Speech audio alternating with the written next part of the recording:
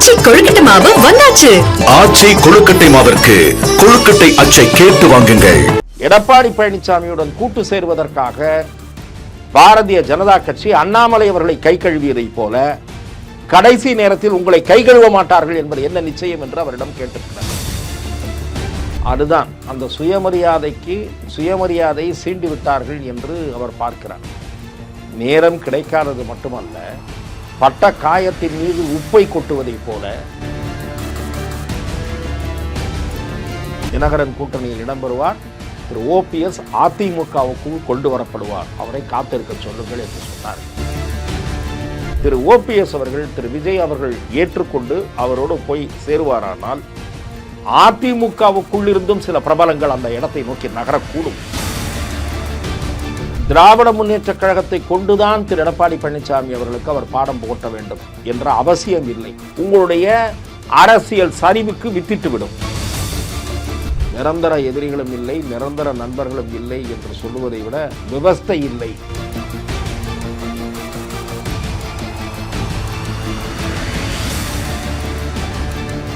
அறுவை சிகிச்சையில் குணம் இது ஆயுட்கால நிவாரணம். டாக்டர் ஸ்ரீவர்மாஸ். வணக்கம், இது தி டிபேட். நான் தினேஷ். சிறப்பு நேர்காணலில் இன்று நம்மோடு இணைந்திருப்பவர் மூத்த பத்திரிகையாளர் திருமிகு துக்ளக் ரமேஷ் அவர். சார் வணக்கம். வணக்கம்.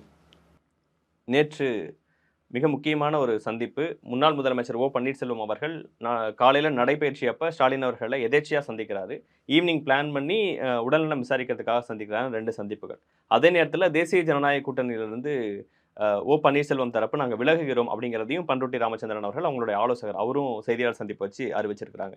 என்ன நடக்குது தமிழ்நாட்டு அரசியல்? திரு ஓபிஎஸ் அவர்கள் தேசிய ஜனநாயக கூட்டணியிலிருந்து விலகியதாக எடுத்த முடிவு என்பது அவரளவில் அது ஒரு மிக கடினமான முடிவு. அவரோடு நெருங்கிய தொடர்பு வைத்திருப்பவன் என்ற முறையிலே இது குறித்து உரையாடுகிற வாய்ப்பு எனக்கு கிடைத்திருக்கிறது. இந்த முடிவை அவர் எடுப்பதற்கு முன்னும் நான் பேசினேன், பின்பும் நான் பேசினேன். அவர் அவரே குறிப்பிட்டது போல, என்னிடத்தில் சொன்னதை போல, இது அவருக்கு ஒரு கடினமான முடிவு. மிகுந்த மனவேதனையுடன் அவர் இந்த முடிவை எடுக்க நேர்ந்ததாக அவர் சொல்லுகிறார்.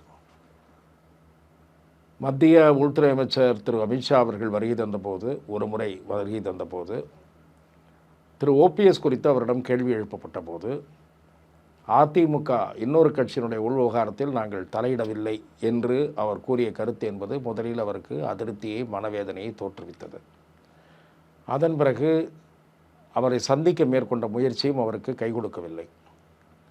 பிறகு அண்மையிலே கங்கை கொண்ட சோழபுரத்திற்கு பாரத பிரதமர் அவர்கள் வருகை தந்தபோது தூத்துக்குடியிலே அவருடைய தொகுதி சம்பந்தப்பட்ட ஒரு திட்டத்தை தொடங்கி வைக்கிற காரணத்தால் அங்கேயாவது சந்திக்க வேண்டும் என்ற ஒரு முயற்சி எடுத்தார். அறிக்கையில் ரொம்ப மன்றாடி கேட்பதை போல அந்த வாசகங்கள் இடம்பெற்றிருந்ததே கூட அவருடைய அணியைச் சேர்ந்தவர்களும் சரி, அவருக்கு நெருக்கமான அரசியல் பிரமுகர்களும் சரி, இப்படிப்பட்ட வார்த்தைகளை அவர் பயன்படுத்தி கெஞ்சுவதை போல இருந்திருக்க வேண்டுமா அந்த அறிக்கை என்று விமர்சனம் பொதுவெளியில் இருக்கிறது. சில நண்பர்கள் அவரிடமே கூட அந்த அதிருப்தியை வெளிப்படுத்தியதாக நான் அறிகிறேன். ஆக அடுத்தடுத்து பாரதிய ஜனதா கூட்டணியில் அவர் இருக்கிறாரா இல்லையா என்பது தெரியாத நிலையில் அவர் தவிக்கக்கூடிய நிலையில் இருந்தார். 2024 நடைபெற்ற நாடாளுமன்ற தேர்தலில் பாரதிய ஜனதா இங்கே அதன் தலைமையில் ஒரு அணி அமைத்து போட்டியிட்ட போது அந்த அணியின் வேட்பாளராக ராமநாதபுரம் தொகுதியிலே களம் கண்டு 2வது இடத்தை பெற்றார். அதிமுக 3வது இடத்திற்கு போயிற்று, டெபாசிட்டை பறிகொடுத்தது என்பதையெல்லாம் நாம் பார்த்தோம். அப்படிப்பட்ட வலிமையை நிரூபித்த பிறகும் கூட உடன் இருந்தவர் என்பதை மறந்து அவரை உதாசீனப்படுத்துகிற வகையிலே பாரதிய ஜனதா கட்சி நடந்து கொண்டது என்பது துரதிருஷ்டவசமானது. என்னை பொறுத்தவரை இந்த விஷயத்தில் பாரதிய ஜனதா கட்சி நடந்து கொண்ட முறை நியாயமற்றது என்பதை நான் அழுத்தி சொல்வதற்கு எனக்கு எந்த தயக்கமும் இல்லை. அதன் பிறகு கூட்டணி இல்லை என்று அறிவித்த பிறகு ஒரே நாளில் 2 முறை முதலமைச்சரை சந்திக்கிறார் என்பது உங்களைப் போலவே எனக்கும் வியப்பை ஏற்படுத்தியது. நடைபயிற்சியின் போது சந்திப்பது என்பது எதேச்சையாக நிகழ்ந்திருக்கக்கூடியதாக கூட இருக்கலாம். ஆனால் நடைபயிற்சி சந்திப்புகள், ஹோட்டல் சந்திப்புகள், இவையெல்லாம் எதேச்சையாக திருமண விழாவில் தனியாக பேசுவது, இவையெல்லாம் எதேச்சையாக நிகழாமல் முன்கூட்டியே திட்டமிடப்பட்ட நிகழ்வுகளும் எனக்கு தெரியும். சில நிகழ்வுகள் வெவ்வேறு அரசியல் தலைவர்கள் திருமண விழாவில் சந்தித்து கொண்டார்கள். அங்கே இருக்கக்கூடிய தனி அறையில் 2 பேரும் உள்ளே யாரும் இல்லாமல் 10 நிமிடம் தனியாக பேசினார்கள் என்று 2 எதிரெதிர் துருவங்களான தலைவர்கள் சந்தித்திருக்கிறார்கள் கடந்த காலங்களில். ஆகவே இது அப்படிப்பட்ட ஒன்றா என்ற கேள்வியும் இயல்பாகவே எழும். அந்த சந்திப்பு முடிந்தவர்கள் வீட்டிலே சந்திக்கிறார். முதலமைச்சருடைய உடல்நிலை விசாரித்ததோடு திரு முக முத்து அவர்களுடைய மறைவு குறித்தும் அவர் துக்கம் விசாரித்தார் என்று நான் அறிகிறேன். என்னிடத்தில் திரு ஓபிஎஸ் அவர்கள் பேசும்போது முக முத்து அவர்களை 2-3 முறை தன்னுடைய இல்லத்தில் சந்தித்து முக முத்து ஒரு முறை சொல்லாமலேயே வந்து விட்டதாகவும் ஒரு முறை கேட்டுக்கொண்டு வந்ததாகவும் அவர் ஒரு வெள்ளந்தியாக இதுவாக இருக்கிறார், பேசக்கூடியவராக இருக்கிறார் நான் பார்த்தவரை என்று என்னிடத்திலே திரு ஓபிஎஸ் தெரிவித்தார். ஆகவே இந்த அளவில் இந்த துக்கம் விசாரிப்பது, முதல்வரின் உடல்நிலை விசாரிப்பது என்கிற இந்த அளவில் அவருடைய சந்திப்புகள் நிற்குமானால் அது ஒரு அன்றைய பரபரப்பு செய்தி, அன்றைய விவாதம் என்கிற அளவிலே அது நின்றுவிடும். ஆனால் இதை எதிர் முகாமில் இருக்கிறவங்க வழக்கமாக இந்த அளவுக்கு செய்வாங்களான்னு உடல்நலம் விசாரிக்க ட்வீட் போடுவாங்க, தொலைபேசியில் பேசினாங்கிற விஷயங்கள்லாம் நடக்கும். ஆனால் அதை தாண்டி நேரில் போகிறாரு. வெளியே ஒரு ப்ரெஸ் மீட்டில் செய்தியாளர் சென்ற கேள்வி கேட்குறாங்க, அரசியலில் எதுவும் நடக்கலாம்ங்கிற வார்த்தையை நான் எப்படிங்க கூட்டணி வைப்பேன் அப்படின்னு அவர் சொல்லவே இல்லை. நான் அதற்குத்தான் வந்தேன்.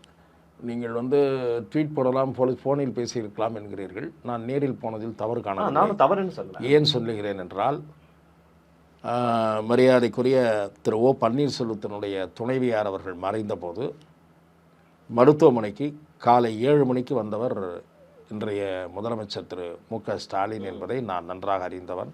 அப்போது நான் மருத்துவமனையில் இருந்தேன். காலை 7:30 மணிக்கு திரு மு.க. ஸ்டாலின் வந்துவிட்டார்.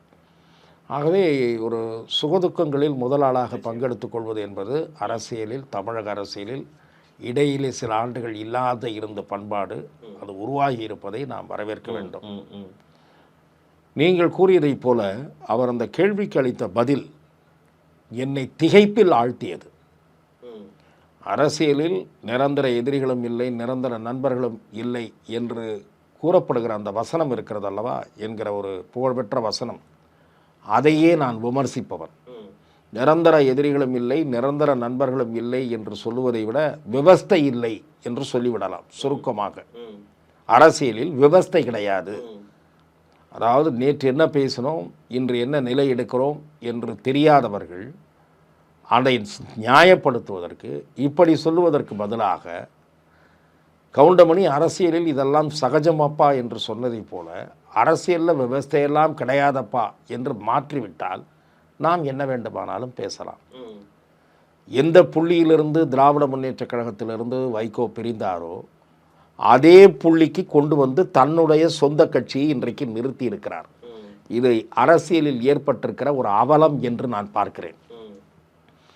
கலைஞர் அவர்கள் திராவிட முன்னேற்றக் கழகத்தில் தன்னுடைய வளர்ச்சியை கண்டு பொறுக்க முடியாமல் தன் மீது கொலைப்பழி சுமத்தி வெளியேற்றியதாக, தன்னுடைய மகனுக்கு மகுடாபிஷேகம் சூட்டுவதற்காக என் மீது கொலைப்பழி சுமத்தி வெளியேற்றினார் என்று கூறிய திரு வைகோ அவர்கள் இன்று அதே குற்றச்சாட்டிற்கு ஆட்பட்டு அவருடைய மகனுக்கு மகுடாபிஷேகம் சூட்டுவதற்கு சத்யா மீது கொலைப்பழி சுமத்தினாரா என்று கேள்வி எழும்புகிற அளவுக்கு திராவிட முன்னேற்றக் கழகத்தினுடைய தலைவர் திரு மு.க. ஸ்டாலினுடைய வேட்டியில் காப்பி சிந்தினால் தன்னுடைய கர்ச்சீப் கொண்டு துடைக்கிற அளவுக்கு போய் அது எல்லா அணிலையும் இருக்கு சார். நீங்க திமுக அணின்னு மட்டும் சொல்ல வேணாம். ஜானி அதுதான் நான் சொல்லுகிறேன். எந்த அளவுக்கு விமர்சிச்சாங்க அதுதான் நான் சொல்லுகிறேன்.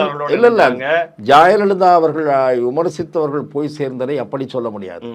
அது கட்சியில் ஏற்பட்ட பிளவு, பிறகு நீங்கி இணைப்பு. இவர் கட்சியில் போய் நான் அதை சொல்றேன். போராட்டம் பண்ணாரு. நிச்சயமாக நான் அந்த மாதிரி உதாரணங்களை சுட்டி காட்டுங்கள், நான் ஏற்றுக்கொள்வேன். நான் அதைத்தான் சொன்னேன். இப்போது திரு ஓபிஎஸ் அவர்களுக்கும் அதைத்தான் நான் சொல்ல வருகிறேன்.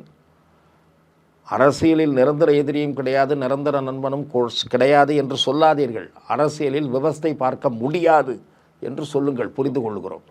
ஆகவே திராவிட முன்னேற்றக் கழகத்தை எதிர்நிலையில் நிறுத்தி அரசியல் செய்த செல்வி ஜெயலலிதா அவர்களால் அடையாளம் காட்டப்பட்டு 2 முறை இடைக்கால முதலமைச்சராக செல்வி ஜெயலலிதா அவர்களால் தேர்ந்தெடுக்கப்பட்டவர் திரு ஓ பன்னீர்செல்வம். அப்படிப்பட்ட ஓபிஎஸ் அவர்கள் தேசிய ஜனநாயக கூட்டணியிலிருந்து விலக வேண்டிய நெருக்கடி அவருக்கு நேரிட்ட போது பாரதிய ஜனதா கட்சிக்குள்ளும் சரி, அண்ணா திராவிட முன்னேற்ற கழகத்திற்கும் உள்ளும் சரி, அவர் மீது பெரிய பரி உணர்ச்சி உருவாகியது, அனுதாபம் உருவாகி இருக்கிறது.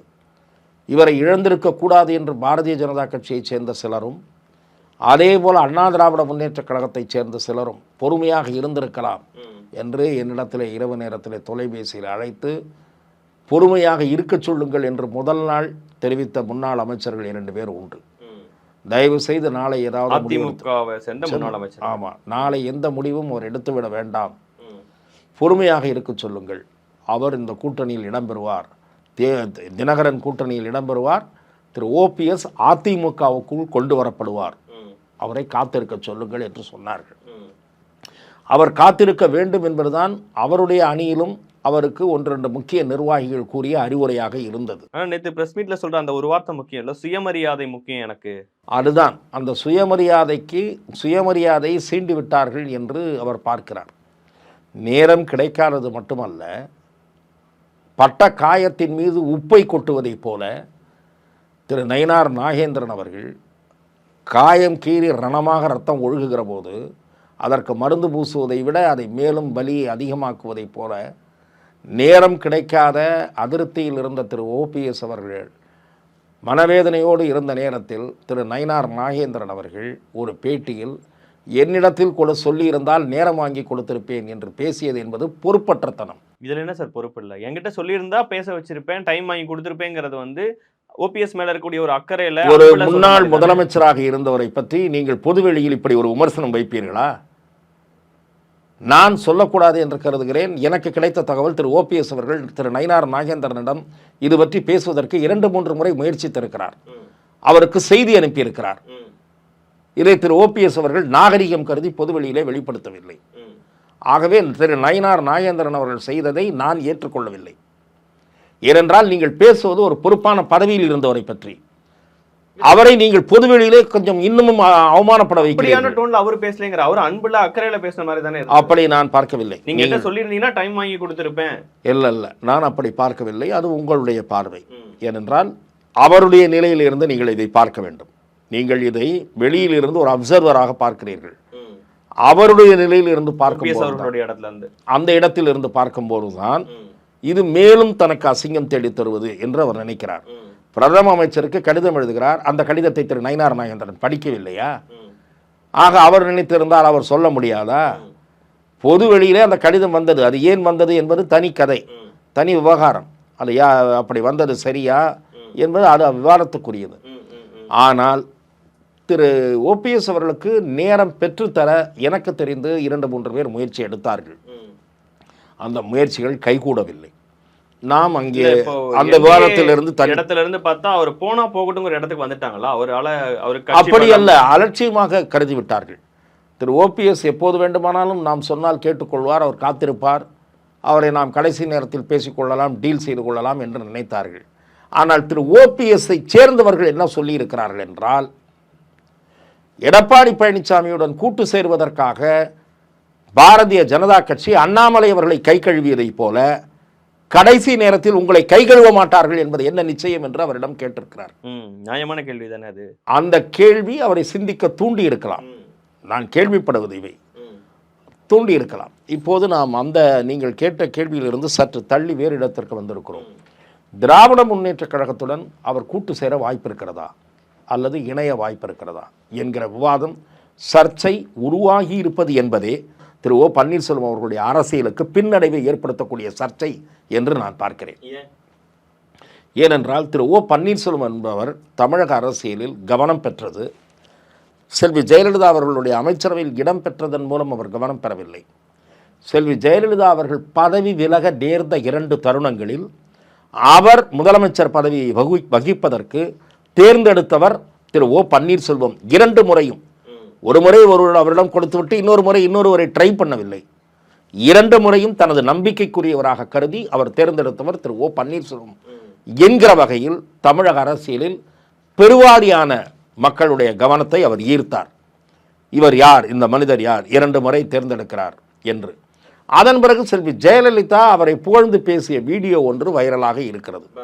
பரதனோடு ஒப்பிட்டு அவர் பேசியது என்பது இருக்கிறது. ஆக இது தவிர கட்சி மாறுபாடு இன்றி அவரை பற்றி எது கிண்டலாக ஒரு நெட்டிசன்களால் பேசப்படுகிறதோ அதுவே கட்சி மாறுபாடு இன்றி பல தலைவர்களாலும் பாராட்டத்தக்க அம்சமாக பார்க்கப்படுகிறது. விஸ்வாசம் மட்டும் அல்ல, அவருடைய அடக்கம்.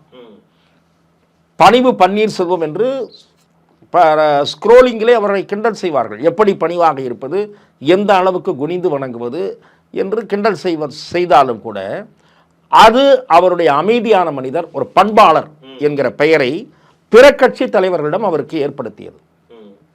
செல்வி ஜெயலலிதா அவர்களால் முக்கியத்துவம் கொடுக்கப்பட்டவர், விஸ்வாசி, பணிவானவர் என்பதெல்லாம் அவருடைய இலக்கணமாக அல்லது அவருடைய அடையாளங்களாக, அரசியல் அடையாளங்களாக பார்க்கப்பட்டது. நீங்கள் அரசியலில் உயர்வு பெற்றதே செல்வி ஜெயலலிதா அவர்களால் தான் என்பது 200% மறுக்க முடியாத ஒரு பேருண்மை. அப்படி இருக்கும்போது அதிமுகவுக்கு நேர் எதிர் திசையில் நிற்கக்கூடிய ஒரு இயக்கத்தோடு கூட்டு சேர வாய்ப்புண்டா என்று கேட்கிற போது உங்களிடமிருந்து எதிர்பார்க்கப்படுகிற பதில், இது மரியாதை நிமித்தமான சந்திப்பு, இதற்கும் அரசியலுக்கும் முடிச்சு போடாதீர்கள் என்று சொல்லி இருந்தால் ஓபிஎஸ் இந்த வதந்திகளுக்கு ஒரு தண்ணீர் ஊற்றி இருக்க மாட்டார்.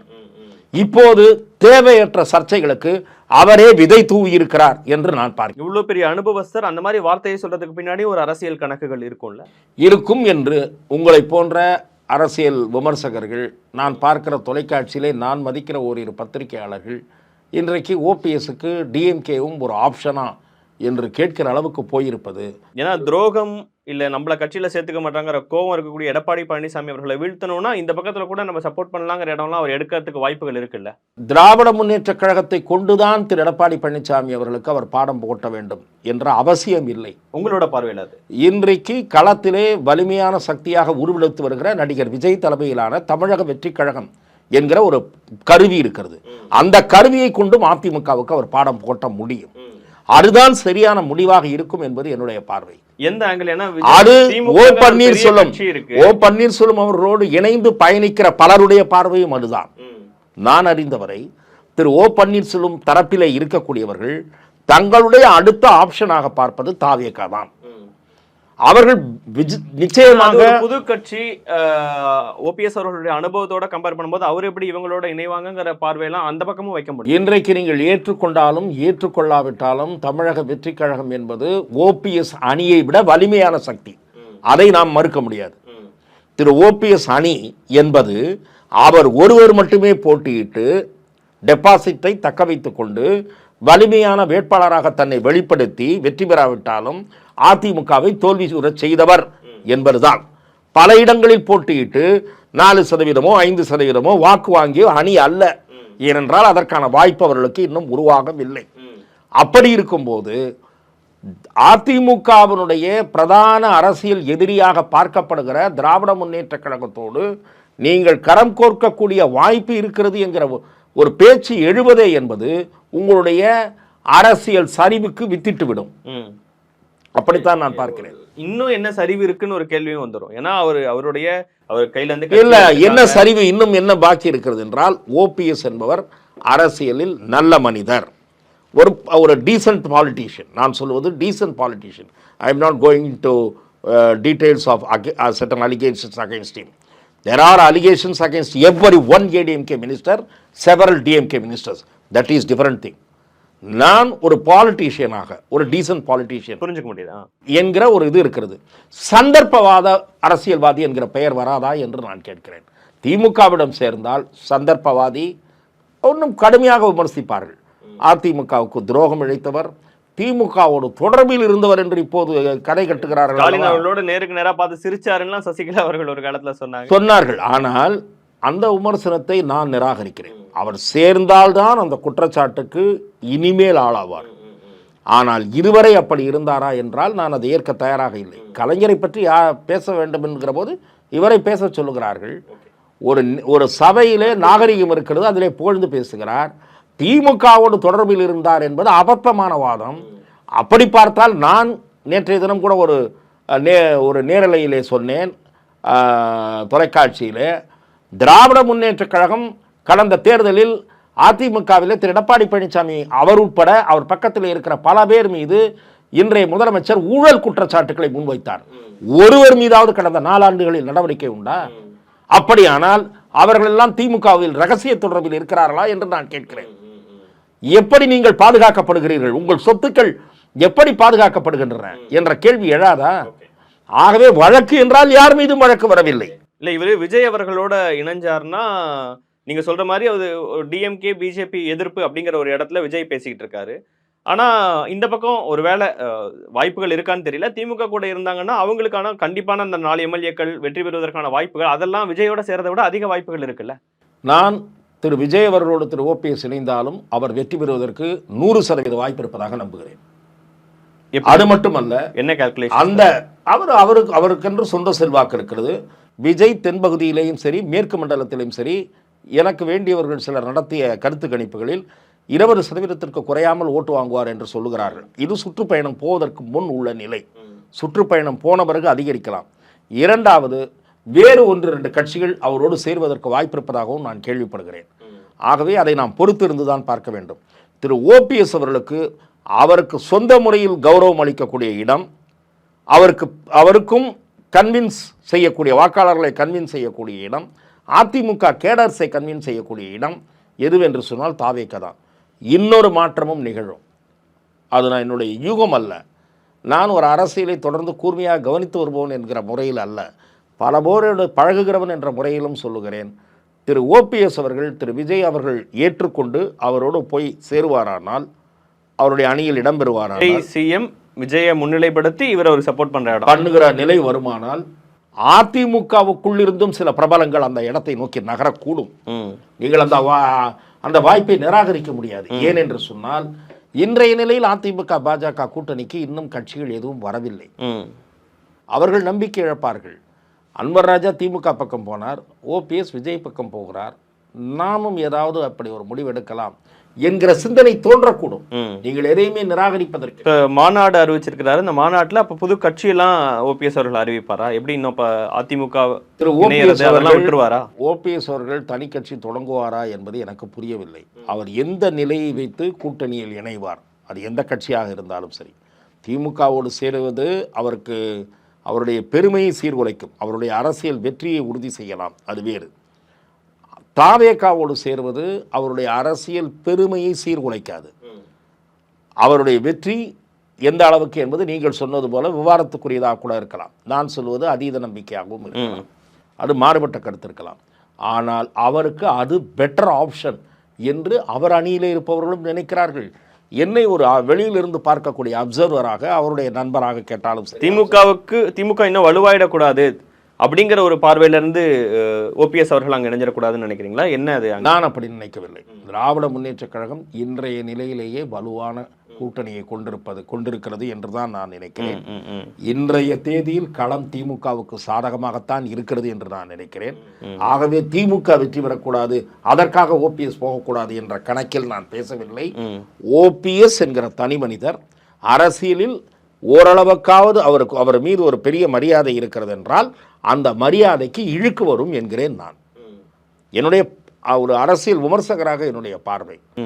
ஓபிஎஸ்க்கு எது பெட்டர் என்று ஓபிஎஸ் அணியைச் சேர்ந்தவர்கள் கருதுகிறார்கள் என்றால் தாவேகா பெட்டர் என்று கருதுகிறார்கள். அந்த பார்வை சரியானது. அணியில இருக்கக்கூடிய ஒருத்தங்க காலில் கூட விழறோம், எப்படியாவது அதிமுக சேர்த்துக்கணும்னு ஒரு பக்கம் பேசுறாரு. ஓபிஎஸ் அவர்களே நீங்களே குறிப்பிட்ட மாதிரி கெஞ்சி கேட்டு மோடி அவர்களை சந்திக்கணுங்கிற நேரம், இதையெல்லாம் தாண்டி இந்த விஷயங்கள்லாம் அவருக்கு கொடுக்காத வழியை திமுக கூட இணைஞ்சிட்டா இல்லை திமுகவுக்கு ஃபேவராக இருந்துட்டா கொடுத்துருமா என்ன? நிச்சயமாக நீங்கள் ஒன்று புரிந்து கொள்ள வேண்டும். நீங்கள் அதிமுகனுடைய நிறுவனர் எம்ஜிஆர் அவர்களும் திராவிட முன்னேற்றக் கழகம் குறித்து கலைஞர் காலத்தில் பயன்படுத்திய வார்த்தை தீய சக்தி என்கிற வார்த்தையை பயன்படுத்தி இருக்கிறார். செல்வி ஜெயலலிதா அவர்களும் கலைஞர் காலத்தில் தொடங்கி திமுகவை மிக கூர்மையாக விமர்சித்திருக்கிறார். உங்களுடைய ஒரே அரசியலே திமுக எதிர்ப்பு தான். அதுதான் அதிமுகவினுடைய மைய புள்ளியே. அதிமுகவுக்கு பெரிய கொள்கை சித்தாந்தம்லாம் இல்லை.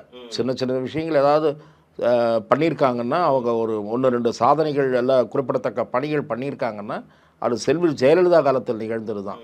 69% இடஒதுக்கீட்டை உறுதிப்படுத்தியதாகட்டும், அந்த மாதிரியான ஒன்று விஷயங்கள். புரிஞ்சுக்க முடியும். திரு எடப்பாடி பழனிசாமி காலத்தில் அந்த 7.5 வந்தது. மற்றபடி அவர்களுக்கு சித்தாந்த ரீதியாக பெரிய பார்வையெல்லாம் கிடையாது. ஓகே, அவர்களுடைய எதிர்ப்பு, அவங்களுக்கு விழற ஓட்டு என்ன, திமுக எதிர்ப்பு. எம்ஜிஆர் உருவாக்கி வைத்த அந்த இரட்டைலை, அந்த பிம்பம், செல்வி ஜெயலலிதாவுக்கு வந்த அந்த இமேஜ், ஒரு பாசிட்டிவ் இமேஜ், பிற்காலத்தில் உருவான பாசிட்டிவ் இமேஜ், இவையெல்லாம் கலந்து தான் அதிமுகவுடைய அந்த வாக்கு வங்கியில் இன்றைக்கு பெரிய சேதாரம் ஏற்பட்டு சரிவே. அப்படி அவங்க தீய சக்தியாக பார்த்த இடத்த வந்து போய் இணைஞ்சிட. அதுதான் நான் சொல்ல வர்றேன். நீங்கள் வந்து போகிறவர்களை முதலில் செய்கிற விமர்சனம் என்ன நீங்கள் பார்க்குறீங்க? அதிமுகவில் இணைந்தவர்கள் இன்றைக்கு திமுகவில் முக்கியத்துவம் பெற்றிருக்கிறார்கள். நிச்சயமாக ஓபிஎஸும் அந்த முக்கியத்துவத்தை பெறுவார். கூட்டணியாக போனாலும் சரி, கட்சியிலே இணைஞ்சிட்டாலும் சரி. ஓகே, இல்லை, ஆனால் மரியாதை, அந்த ஓபிஎஸ் அப்புறம் என்ன சொல்லுவாங்க, நல்ல மரியாதையோடு தானே இருக்காங்க. இல்லை, அவர் அங்கே மரியாதையாக இருக்கலாம் சார். பொதுவெளியில் என்ன பேசுகிறாங்க, நீங்கள் பொதுவெளி விமர்சனங்களை கேட்க வேண்டும். காது கொடுத்து கேட்க முடியாத அளவுக்குலாம் திட்டுவாங்க. ஆகவே அது அவருக்கு உகந்த முடிவாக. யார் அப்படி சொல்றீங்கன்னு தெரியல. பொதுவெளியில் இப்போ அங்கிருந்து போன இங்க செந்தில் பாலாஜியா இருக்கட்டும், எல்லா அங்க லிஸ்ட்ல பெரியவங்க இருக்காங்க, சேகர் பாபு, எல்லாரையுமே வந்து மக்கள் அரவணைப்போட அன்போட மறுபடியும் தேர்ந்தெடுத்து தானே இருக்கிறாங்க. இல்லை சார், அதெல்லாம் வந்து நீங்க வந்து காரணங்கள் ஆராய ஆரம்பிச்சா இந்த விவாதம் வேறு சரி நோக்கி பயணிக்கும். இன்றைக்கு இருப்பது ஜனநாயகம் அல்ல பணநாயகம் என்று நான் பல விவாதங்களிலே கூறி வருகிறேன். தேர்தல் முடிவுகளை கூட்டணியும் பணமும் தான் தீர்மானிக்கிறது. எல்லாம் இல்லாவிட்டால் மிகப்பெரிய அதிருப்தி ஒரு ஆட்சியின் மீது எழுந்துவிட்டால், அந்த அலையின் மீது அந்த அதிருப்தி அலை உருவாகிவிட்டால் இந்த பணம் எல்லாம் செல்லுபடியாகாமல் தூக்கி எறியப்படுகிறார். ஏன்னா சிஎம் அவர்களை காலையில் பிரேமலதா அவர்களும் சந்திக்கிறாங்க. நிச்சயமாக தேசிய முற்போக்கு திராவிடர் கழகம் ஏற்கனவே ராஜ்யசபா கொடுக்காத காரணத்தால் அதிமுக மீது அதிருப்தியில் இருக்கிறது. நான் ஒரு கருத்தை ஒரு சில செய்திகளின் அடிப்படையில் நான் கூறி வருகிறேன். அது வந்து நேற்றைய தினம் தினமலர் பத்திரிகை எழுதியிருக்கிறது. திராவிட முன்னேற்றக் கழகம் ஓரிரு கட்சிகளை தன் பக்கம் அகாமடேட் செய்ய முடியாவிட்டால் வேறு பக்கத்திற்கு திருப்பி விடுகிற வேலையை பார்க்கும் என்பது என்னுடைய பார்வை, தகவல்களின் அடிப்படையில். அதாவது போன ஆட்சியில் மக்கள் நல கூட்டணி மாதிரி சொல்கிறீங்களா? இல்லை, நான் அப்படி பார்க்கவில்லை. மக்கள் நல கூட்டணி ஒரு மாற்று முயற்சியாக மேற்கொள்ளப்பட்டது. இது அப்படி அல்ல. ஓகே, இது அப்படி அல்ல. எதிரணி வலுவடையக்கூடாது, அதற்கு உதவி செய்வது, சிங்கிள் கொட்டேஷன்ஸ் உதவி. ஆகவே அப்படி எங்கே போக வாய்ப்பு இருக்குது? இல்லை, அதனால் தான் நான் சொல்லுகிறேன், அவர்களை அகாமடேட் செய்ய முடிந்தால் அகாமடேட் செய்வது, அல்லாவிட்டால் அவர்கள் விஜய் பக்கம் போவதோ இல்லை வேறு முடிவு எடுப்பதற்கோ உதவிகளை செய்வது. இது வலுவாகிட மாட்டாரா? இது அதுதான் நான் சொல்கிறேன். அதில் ஒரு சூட்சம் நீங்கள் சரியான புள்ளிக்கு வந்தீர்கள். திமுக அப்படி ஒரு வேளை கருதுகிறது என்று சொன்னால் அது சில நேரங்களில் எதிர்வினையை தோற்றுவித்து விடவும் வாய்ப்பு இருக்கிறது. நீங்கள் ஒருவர் போனால் பரவாயில்லை, 2 பேர் போனால் பரவாயில்லை, ஒரு 2 பேர் போனதை பார்த்து இன்னும் 2 பேர் போனால் என்ன ஆகும், உங்கள் கடை என்ன ஆகும்? ஆகவே அது ஒரு தீக்குள் விரலை வைக்கிற கதை தான்.